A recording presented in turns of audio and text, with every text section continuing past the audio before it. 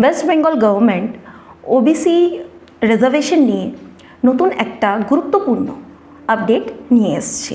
এই আপডেটটা কি, আমরা যারা কম্পিটিটিভ এক্সামিনেশনের প্রিপারেশন করছি তাদের সকলেরই এই আপডেটটা জানা দরকার। আমাদের প্রাক্তন গভর্নমেন্ট ওবিসি ক্যাটেগরিকে দুটো ভাগে ভাগ করেছিলেন, ওবিসি এ এবং ওবিসি বি, যার আন্ডারে 17% রিজার্ভেশন দেওয়া হতো। ওবিসি এতে টোটাল 49টি সাবকাস্ট ছিল এবং ওবিসি বিতে টোটাল 91টি সাবকাস্ট ছিল। টোটাল মিলিয়ে ওবিসির আন্ডারে 140টি সাবকাস্ট ছিল।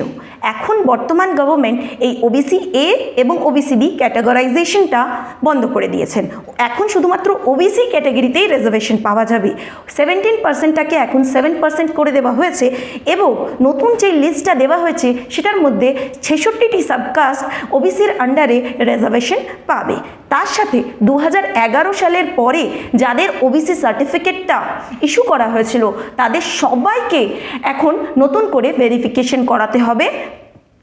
যা যা ওবিসি সার্টিফিকেটের সময় বানানোর সময় তথ্য দিয়ে বানিয়েছিলে সেইগুলো এখন রিভেরিফাই করে ভ্যালিডেট করাতে হবে।